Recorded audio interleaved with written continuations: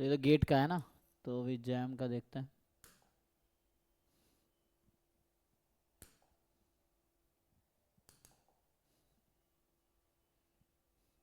तो question select कर लो, जो भी है डाउट बताओ चैट में, अभी स्टार्ट करते हैं 1 मिनट।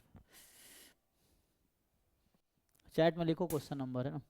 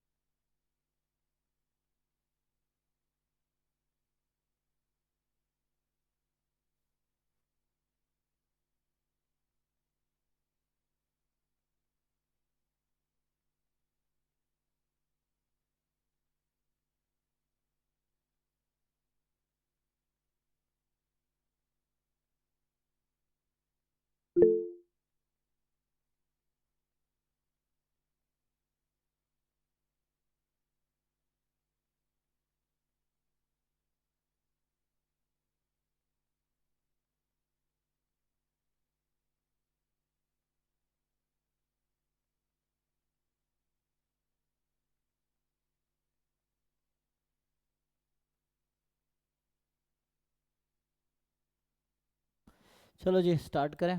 तो हम्म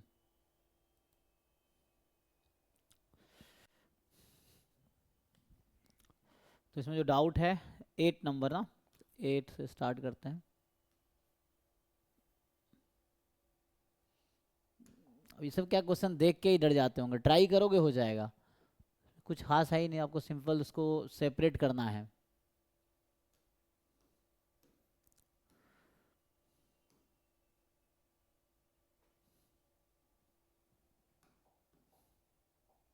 कहाँ दिक्कत है बताओ, कितने हैं? एक है x1 से xn, एक xn+1 से xn+1, मान लो 2 सैंपल है, इंडिपेंडेंट है हालांकि। तो अब यही तो कर रहा है। ध्यान दो x1 बार क्या है, ये 1 से n, पहले n सैंपल का मीन है। x2 बार क्या है, अगला जो m सैंपल साइज m है उसका मीन है। Then the distribution of the random samples में क्या ही, अब तुम इसको बनाओ सिंपल। हमें देख के आइडिया लग रहा है कि सिंपल है, ये बनेगा नॉर्मल 0 1, ये बनेगा काई स्क्वायर, ये बनेगा काई स्क्वायर। और चूंकि इंडिपेंडेंट है तो ब्रेक होके, है ना, ये काई स्क्वायर समथिंग बनेगा। अब क्या बनेगा वो देखते हैं, वैसा कुछ बनेगा वो तो पता चलेगा। एंड देन सिंपली आ जाएगा टी में आ जाएगा ये, तो ऐसे मुझे आइडिया लग रहा है। तो सारे ऑप्शन तो वैसे ही हैं, तब एग्जैक्ट मुझे जानना पड़ेगा होगा क्या। तो भाई इसको नॉर्मल 0 1 बनाने में कहाँ दिक्कत आएगी। जैसे अगर ये पूछा जाए कि ये जो x n+m जो रैंडम वेरिएबल है, और x n+m-1 है, इसका डिस्ट्रीब्यूशन क्या होगा बताओ जी।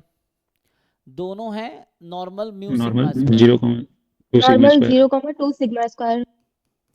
So normal 0,2 sigma square. तो इसको स्टैंडर्ड नॉर्मल बनाने के लिए मुझे क्या करना पड़ेगा, √2 √2 सिग्मा टाइम से डिवाइड। सिग्मा से डिवाइड करना पड़ेगा। तो करो वहाँ डिवाइड, हो गया नॉर्मल 0 1, यही चाहिए। अब इसको ध्यान से देखो, ये है xi-x1 बार होल स्क्वायर, ये पहले n सैंपल का सैंपल वेरिएंस काइंड ऑफ है। अगर मैं यहाँ लिखता s1 स्क्वायर, तो ये होगा 1/n-1 summation xi minus x1 bar का whole square i from 1 to n। And अगर मैं लिखूँ s2 square, so 1/m-1 i from n+1 से लेके, जो यहाँ लिखा हुआ है वही इंडेक्स लिखना है मुझे, n+1 से लेके n+m-2 तक है।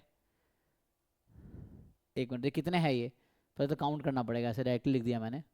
ये कितने हैं, क्वेश्चन ये है ना। जैसे यहाँ 1 से n तो इजीली दिख जाता है कि 1 से n में n रैंडम वेरिएबल है, यहाँ n-1 ले लिया। n+1 से स्टार्ट होके n+m-2 है, तो कितने रैंडम वेरिएबल है n+1 से लेके, या बोलो m-3, कितने नंबर्स हैं। m-3 है तो वहां पर m-4 हो जाएगा तो 1। जैसे n+1 से लेके था n+1 और बाकी एक्स्ट्रा लिखूंगा तो m-3 रहेगा, है ना, तब m+m-2, तो m-3 है, तो यहाँ कितना होगा m-4, यही ना, एक कम लिखते हैं n- है ना, s² लिख रहा हूँ, सैम्पल वेरिएंस, तो ये हो गया 1/, ये है m-4 हो गया।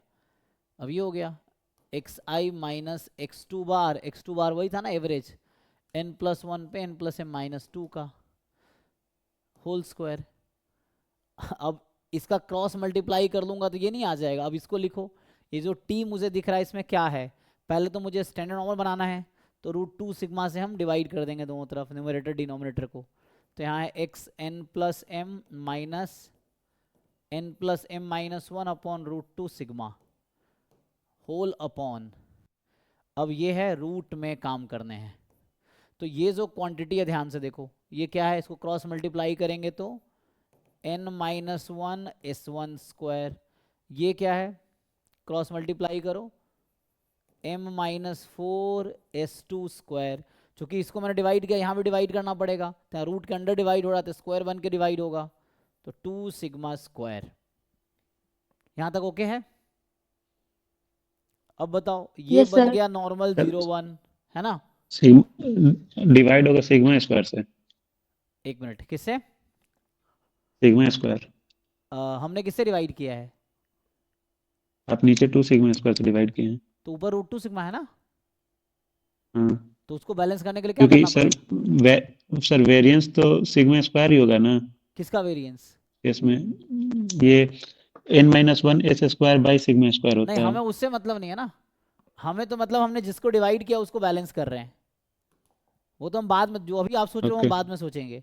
अभी तो मैं देख रहा हूँ कि जितना यहाँ डिवाइड किया उतना ही यहाँ डिवाइड, ताकि जो पहले था वही रहे, हम ये देखना है ना अच्छा, कि जो पहले है वही मुझे मेंटेन करना है। हाँ सर, हाँ। तो अब आप वैसे सोचते हैं हम लोग, तो अब ध्यान से देखो जो ये हमारे पास सैंपल है वो क्या था, नॉर्मल म्यू सिग्मा स्क्वायर से था, तो हम लोग ये जानते हैं ना n-1 s1² upon sigma square, उसका डिस्ट्रीब्यूशन क्या होगा, i² n-1। तो यहाँ से इसको तुम √2 को बाहर निकाल दो, चलो, तो ये this upon sigma square and this upon sigma square कितना बनेगा, तो ये जो t है नॉर्मल 0-1 पहले बन चुका है वो, ये 2 को इधर ले आओ तो ऊपर आ जाएगा, ऊपर आ जाएगा ना, तो कितना हो जाएगा, ये √2 रहेगा, क्योंकि रूट के साथ है ना 2, तो ये ऊपर आ जाएगा, सो √2 बाहर कर देते हैं। अब ध्यान से देखो इस रूट के अंदर क्या है, दिस अपॉन सिग्मा स्क्वायर कितना, chi² n-1, और दिस अपॉन सिग्मा स्क्वायर ये कितना, i² m-4। तो ऐड करो, डिग्री ऑफ फ्रीडम ऐड हो जाएगा दोनों का, तो ऐड करके बताओ टोटल डिग्री ऑफ फ्रीडम कितना हुआ अब, i² m+n-5 हो जाएगा। तो यहाँ n-1 यहाँ m-4, तो n+m-5, ठीक है। अब यहाँ पे अपॉन में क्या चाहिए आपको, कुछ चाहिए या हो गया, का इसको डिग्री ऑफ फ्रीडम बनाने के लिए क्या चाहिए मुझे, दोनों इंडिपेंडेंट सैंपल है ना, ये सर उसके डिग्री ऑफ सर फ्रीडम को वहाँ डिवाइड करते हैं। n-3 होना चाहिए था, m-3 s2²। हाँ m-3 हाँ, कैसे, क्योंकि वो सर टोटल -1 करते हैं ना, तो यहाँ ये टोटल वेरिएबल m-2 है। नहीं m-2 कैसे है, m-2 है या, अच्छा एक मिनट, हाँ वहाँ पे कितने रैंडम वेरिएबल टोटल थे, एक मिनट, हाँ सही कह रहे हैं, यहाँ देखो भाई यहाँ शायद गलती हुआ है ना, तो चेक करो यहाँ शायद आपने गलत पहले काउंट किया ना, गलती हुआ, n+1 से लेके n+m-2 तक कितने रैंडम वेरिएबल है, n+1 ना और m-2, तो ऐसे तो ऐड हो रहा है, जैसे n+1 से लेके n+5 कितने होंगे अगर ये बोले तो, सो 1 5 तक 5 है। हाँ तो यहाँ लिखने में गलती हुआ है। ठीक है भाई, जो बता रहे थे बताओ, देखो क्या नाम है, सपना, तो बताओ भाई। हाँ ये कित सर वो 1 छूट गया। कितने होगा, तो इसमें कितने रैंडम वेरिएबल है, m-2 है, तो m-2 है तो यहाँ m मतलब n-1 कम होता है ना, तो एक कम यहाँ m-3 लिखना पड़ेगा। कोई बात नहीं, तो कहाँ डिफरेंस आएगा, तो यहाँ डिफरेंस आएगा, तो यहाँ पे भी लिखने में गलती हुआ है, तो अब सही है। तो यहाँ अब कितना हो जाएगा, तो डिग्री ऑफ फ्रीडम ऐड कर लो, n+m-4। अब इसको काई स्क्वायर बनाने के लिए मुझे बैलेंस करना पड़ेगा, है ना, तो इसको मुझे मैं क्या करूँगा, डिवाइड करूँगा n+m-4 मतलब t बनाने के लिए, तो इसके बराबर में मुझे यहाँ पे भी डिवाइड करना पड़ेगा, यहाँ डिवाइड किया ना, सो n+m-4 तब कितना हो गया, √2/n+m-4, और ये मिलके बन गया n+m-4। देखो भाई, तो इसमें किसी को डाउट है तो बताओ अभी भी।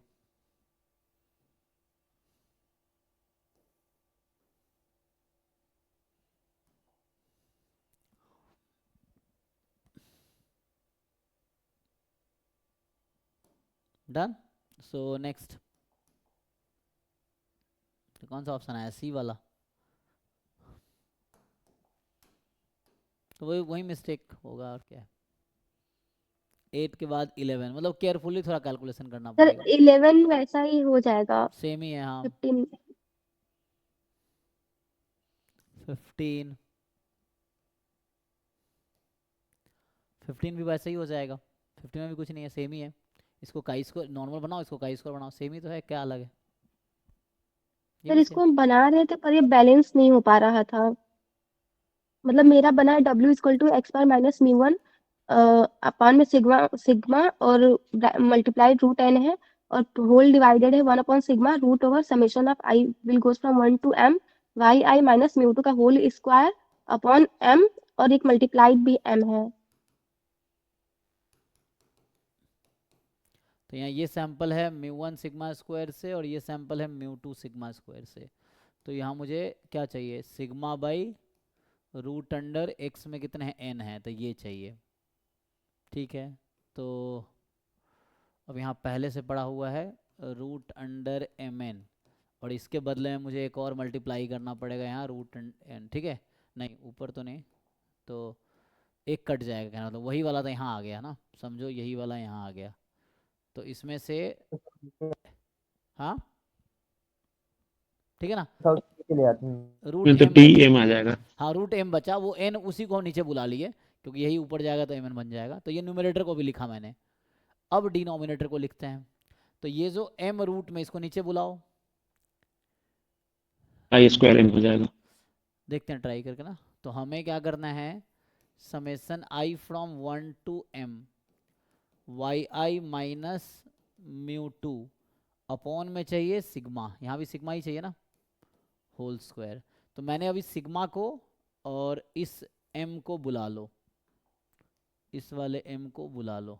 अब देखो ध्यान से, तो ये जो सिग्मा डिवाइड किया उसके बदले यहाँ सिग्मा डिवाइड हुआ, क्योंकि ये बाहर आएगा सिग्मा स्क्वायर, बाहर सिग्मा कट जाएगा, और ये जो mn था हो गया, देखो भाई कहाँ बैलेंस नहीं हो रहा, तो ये हो गया नॉर्मल 0 1, और रूट में हो गया, ये है काई स्क्वायर 1, स्क्वायर किया कितने टर्म है, y में m टर्म है, तो ये है काई स्क्वायर m/m, तो ये हो गया tm। बताओ कहाँ डाउट।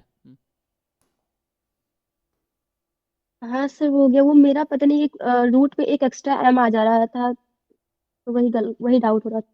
ठीक है ना, हो गया, क्योंकि यही वाला m यहाँ आ गया वही, और वो n वहाँ चला गया, तो ये हो गया, this is t with m degree of freedom.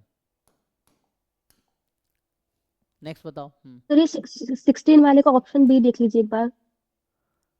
Option B, B में क्या है कि सिंपली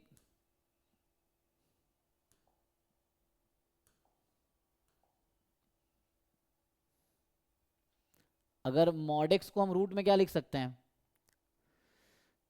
जैसे root mod X square. Mod X है तो हाँ रूट में एक्स स्क्वायर लिख सकते हैं, यस सर। यही तो है। So root two X one, इसको मैं लिख सकता हूँ root under X two plus X three. मैं बता दूं एक्स को नहीं लिख सकते हम रूट अंडर एक्स स्क्वायर, ठीक है, मॉड एक्स को लिख सकते हैं। ये तब लिख सकते हो जब मुझे पता हो एक्स पॉजिटिव है, अदरवाइज नहीं लिख सकते। तो ठीक है सर, फिर हो जाएगा ये। बस एक आई स्क्वायर बना लो, नॉर्मल 0 1 का आई स्क्वायर, सेम अप्रोच। नेक्स्ट बताओ। आंसर 17 वाले का ऑप्शन ए जो है वो। यू एम वी का वेरिएंस सबसे छोटा होता है, सिंपल।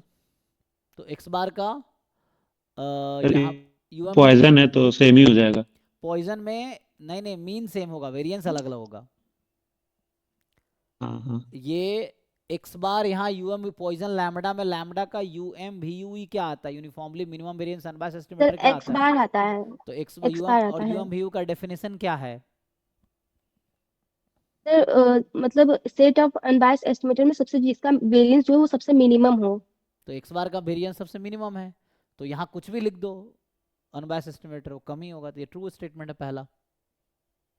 सर ये हम ना वो फॉर्मूला लगा कर रहे थे जो वेरिएंस ऑफ एस स्क्वायर वाला होता है, तो इसलिए वो नहीं हो रहा था। अभी सही है, उससे हो जरूरत जाएगा, नहीं है, मतलब वेरिएंस हो ऑफ ही एस रहा है। स्क्वायर नॉर्मल में काम आता है, जो लिखाए होंगे 2 sigma 4 upon n minus one, वो सिर्फ नॉर्मल का है, बाकी में काम नहीं आएगा वो। नहीं सर, एक और है ना, expectation of X minus mu raise to the power 4 upon हाँ एन और हाँ, प्लस वो सी लगा माइनस सकते हो। ये वाला। तो जरूरत नहीं है तो ना, उसमें ये फिर क्योंकि हाँ, हाँ मतलब इसकी यहाँ जरूरत नहीं है, क्योंकि हमें पता है यहाँ एक्स बार भी अनबायस्ड एस्टिमेटर है और एस स्क्वायर भी अनबायस्ड एस्टिमेटर है, लेकिन X bar U M V U E है लैम्बडा का, and S square is not U M V U E. तो यू एम यू ई का वेरिएंस स्मॉलेस्ट होता है, तो ये कम ही होगा वेरिएंस ऑफ एस स्क्वायर से। एसीडी हो जाएगा इसमें तो। नेक्स्ट बताइए आगे। 17 के बाद क्या है कोई 24।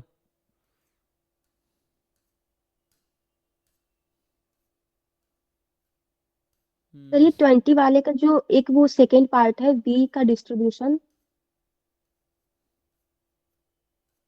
20 का सर। हम्म सर इसमें यू का तो F11 आ गया है, वी का जो डिस्ट्रीब्यूशन है वो नहीं बैलेंस हो पा रहा। क्यों नहीं बैलेंस होगा, काई स्क्वायर बनाओ, काई स्क्वायर से करो, X upon X plus Y क्या होता है, chi square 1 upon 1, chi square 2 upon 2।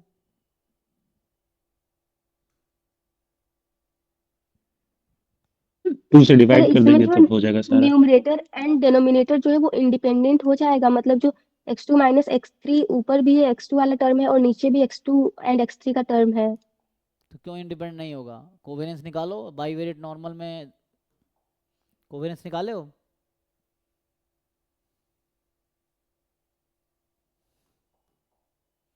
What is the covariance between x2 minus x3 and x2 plus x3, ये जीरो जीरो हो आएगा। जाएगा ये तो। और ये बाई सर ये वेरिएट, 0 होता है। और ये जीरो ही हो जाएगा। बाई वेरिएट नॉर्मल बनाएगा, तो बाई वेरिएट नॉर्मल में इफ एंड ओनली इफ चलता है, तो इंडिपेंडेंट है।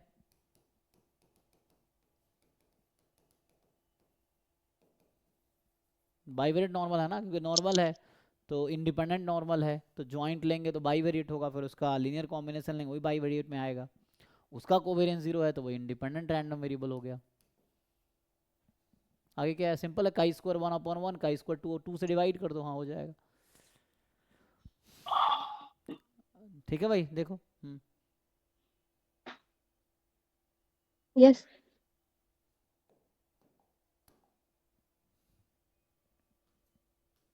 आगे बताओ। सर 24 का।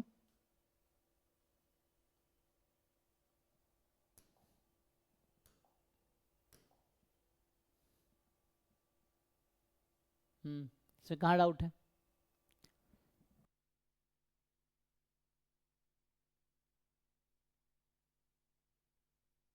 सर इसमें ए वाले का तो वही T distribution 2 degree of freedom आया है, बाकी बी का तो नहीं आ रहा। और सर जो सी वाला है वो एक्सपेक्टेशन, अब जब इसको टी डिस्ट्रीब्यूशन बनाएंगे तब उसमें एक्सपेक्टेशन 0 होता है, और इसमें ऐसे एक्सपेक्टेशन 0 दिया है। हाँ, इसमें मतलब थोड़ा इसमें सा दिक्कत बता रहा था वो ना, तो यहाँ पे जो अप्रोच है, जिस अप्रोच से किया गया है ये क्वेश्चन जिसने किए हैं ना, हम्म,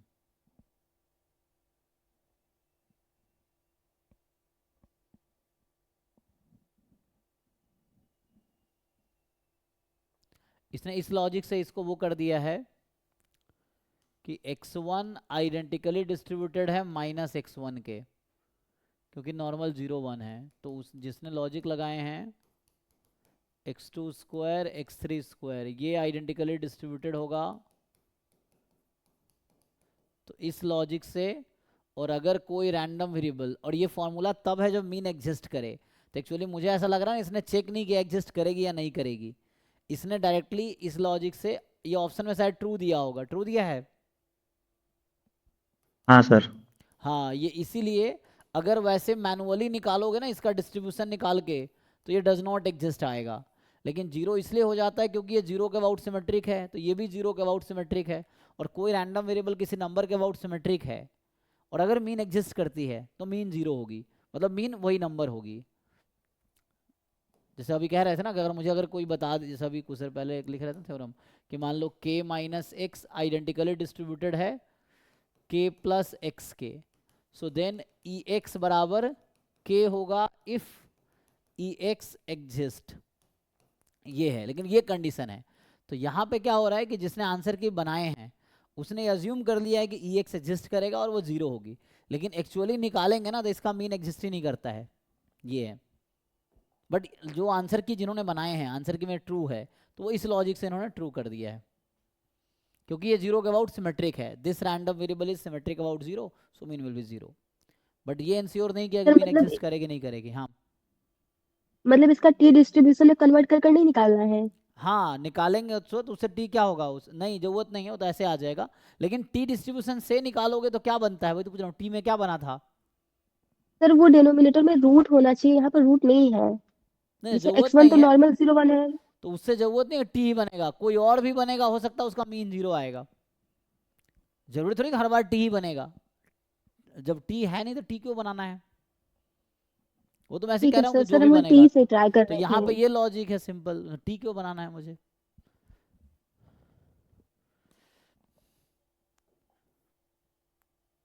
और सर इसका बी वाला ऑप्शन वो कैसे हो रहा है, और डी वाला।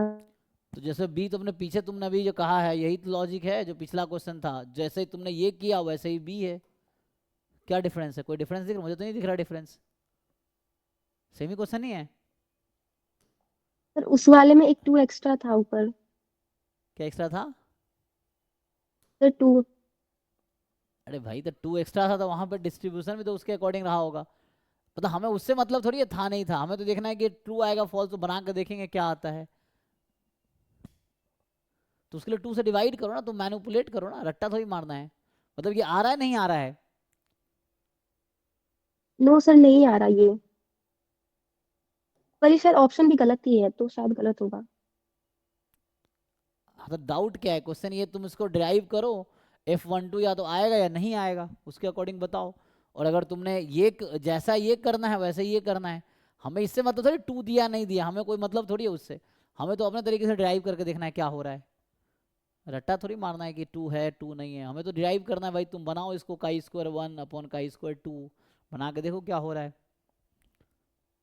ठीक है सर।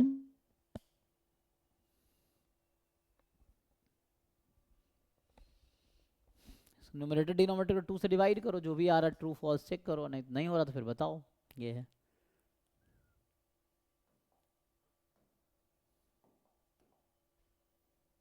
नेक्स्ट क्या है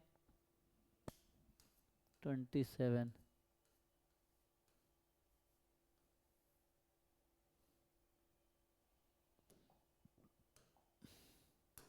सर ये जो क्वेश्चन 25 वाला है, इसमें जो ऑप्शन सी लिखा,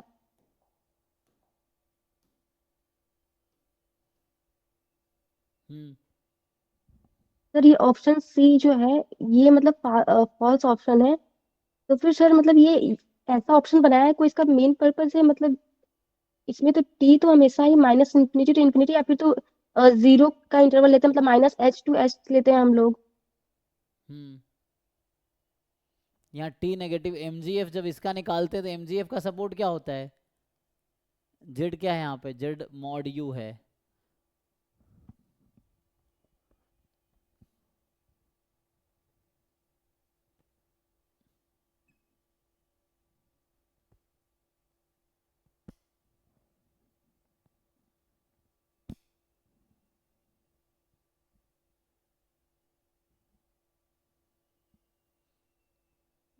मतलब इसमें क्या करना चाह रहे हो, ई की पावर, ये एक्चुअली टी नेगेटिव है ना यहाँ पे, इसका mgf एग्जिस्ट करेगी टी पॉजिटिव के लिए, नेगेटिव के लिए एग्जिस्ट नहीं करेगी। तो कोई एक टी नेगेटिव लेकर दिखा दो एग्जिस्ट नहीं कर रही है, काम हो जाएगा।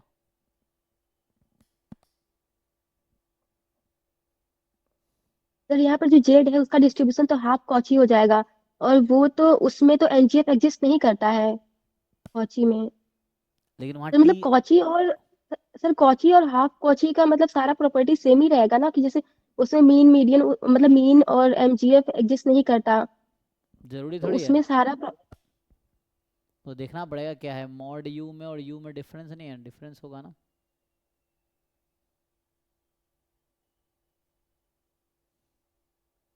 यहाँ जेड का पीडीएफ क्या है, what is PDF of Z here. Sir 2/पाई और फिर 1/1 + z² होगा। यहाँ जेड पॉजिटिव है, अब ई ऑफ ई की पावर टी जेड निकालना है, तो 0 से इन्फिनिटी ई की power T Z 2/पाई 1 + z² dz। अब इसके बारे में सोचो जब टी नेगेटिव है तब सोचो क्या होगा। तो तुम वो लगा लो, क्या बोलते हैं इसे, इम्प्रॉपर इंटीग्रल की प्रॉपर्टी लगा लो। तो मान लो 1 + z² में क्या रिलेशन है, 1 + z² और 1/1 कि क्या साइन होगी इसमें।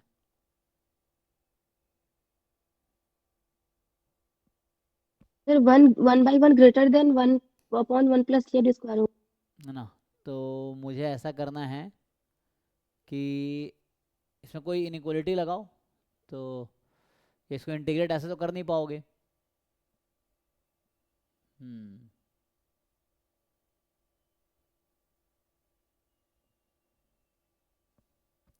या ई की पावर टी जेड का अगर हम एक्सपेंशन लिख दे तो टी जेड हो जाएगा।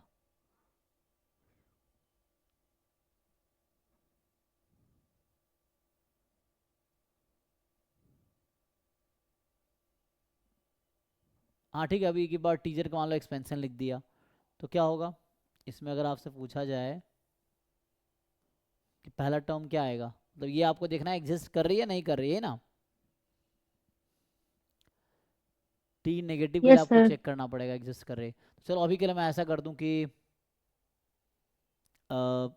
वही लेस देन ना, तो लेस देन 0 से इन्फिनिटी ई की power T Z into upon pi D Z. अब ये इंटीग्रल निकालो कितनी आएगी,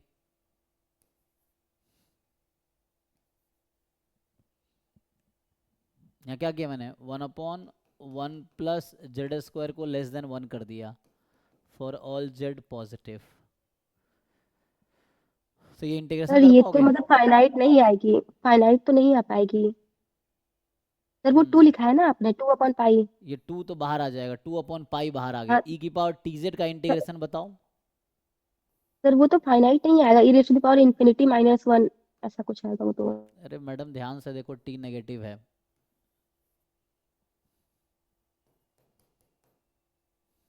अब चेक करो टी नेगेटिव है उसके लिए, ई की पावर -∞ कितनी होती है, सर 0 होगी। फिर अब इंटीग्रेट करके बताओ ठीक से।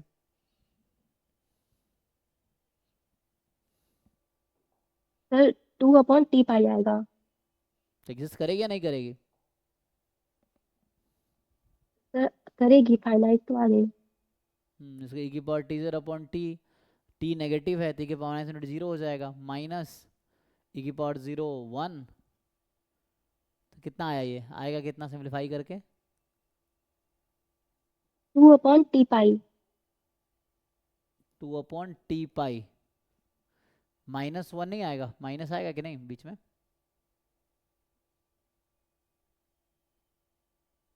सर माइनस को मैंने रिवर्स कर दिया तो फिर वो ई रेस्ट पावर 0 माइनस ई रेस्ट पावर माइनस इंफिनिटी, तो वो खत्म हो गया ना, तो ई रेस्ट पावर 0 1 हो गया। रिवर्स कैसे हो गया?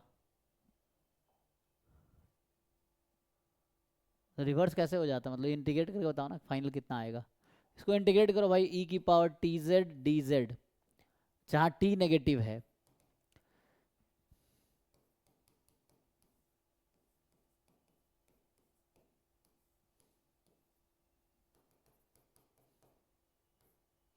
तो ई की power T into infinity, sir T ये नेगेटिव। -2/t पाई आएगा आंसर फाइनल इसका।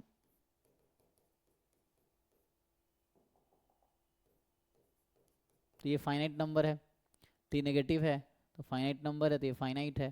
तो कह रहा है ये डज नॉट एग्जिस्ट, तो ये गलत कह रहा है, एग्जिस्ट कर रही है। टी पॉजिटिव होता तब डज नॉट एग्जिस्ट आती, टी नेगेटिव है तो एग्जिस्ट कर रही है। और ये इससे कम, ये फाइनाइट नंबर है, तो ये फाइनाइट है।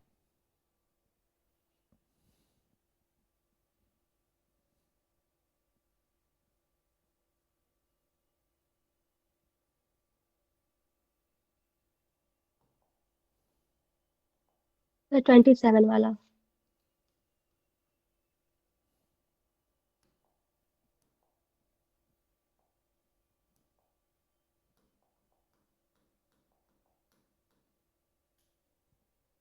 बताओ इसमें क्या डाउट है?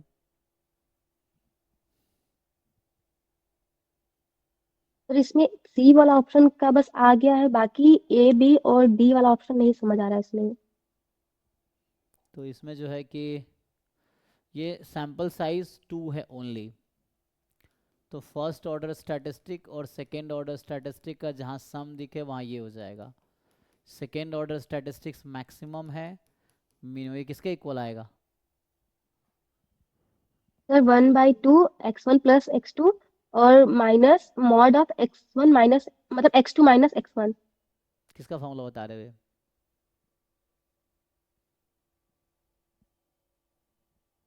बुझ रहा हूँ, ये किसके इक्वल आएगी, इसकी वैल्यू क्या आएगी? Sir mod of x1 minus x2। अब इसका डिस्ट्रीब्यूशन क्या आएगा आपके लिए? x1 x2 यहाँ क्या है, एक्सपोनेंशियल 1 है, तो इसका फॉर्मूला पता है, पढ़े हुए? डिफरेंस ऑफ एक्सपोनेंशियल क्या होता है यहाँ से? x1 सर माइनस, लाप्लास होता है हाँ और डबल फिर उसका एक्सपोनेंशियल, वापस एक्सपोनेंशियल। तो इसका डिस्ट्रीब्यूशन क्या हो गया? ठीक है, आगे अगर इसको मैं 2 टाइम कर दूं तो ये कितना हो जाएगा? एक्सपोनेंशियल 1/2। जो कि काई स्क्वायर 2 भी है। तो अब बताओ, तो ये जैसे कह रहा है टाई स्क्वायर काई स्क्वायर 2, तो ट्रू आ गया, मतलब ट्रू स्टेटमेंट है ये।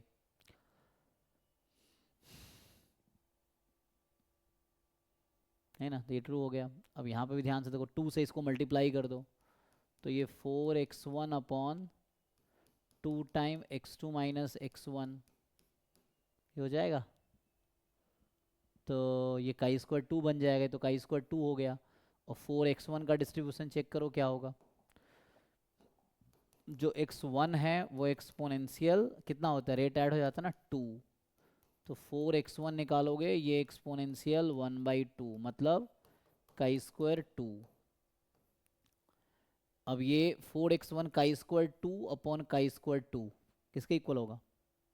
सर F22 होगा। तो ये F22, भी क्योंकि ट्रू ये है। स्पेसिंग का एक कॉन्सेप्ट है, तो यहाँ ये इंडिपेंडेंट होता है, x1 x2 minus x1 independent होगा, है ना। तो यहाँ से आ जाएगा ये F22, तो मतलब ये भी ट्रू ऑप्शन है। मतलब ट्रू मैं लिख रहा हूँ ना, हमें तो फॉल्स चुनना है, we have to select false. तो ये स्टेटमेंट ट्रू है, ये भी स्टेटमेंट ट्रू है। अब बताओ, ये तो निकाल ही लियोगे तो इजीली यहाँ से मिल जाएगा। सर ये भी ट्रू है।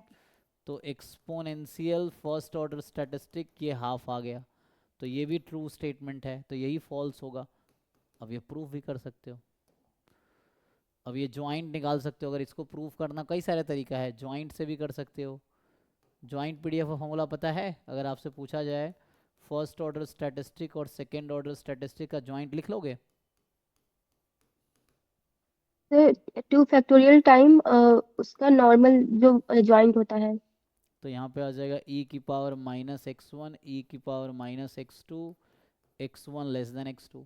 अब ये जॉइंट पीडीएफ जो आपको पता है तो ये निकाल पाओगे प्रोबेबिलिटी? इसका सपोर्ट क्या है? मान लो ये x1 एक्सिस है, ये x2 एक्सिस है, तो ये आपका है x1 is equal to x2, x1 less than x2 support है, तो इधर तो x1 हाँ सर हो जाएगा ये। तो ये आपका सैंपल स्पेस है। अब इसके अंदर इसका ग्राफ बनाओ और इस रीजन पे इंटीग्रेट कर लो, तो ये सैंपल स्पेस है और इसके अंदर ग्राफ बनाओ इस रीजन का, उस पे इंटीग्रेट कर लो इसको, तो आ जाएगा आंसर। ये सर हो जाएगा ये। नेक्स्ट बताओ।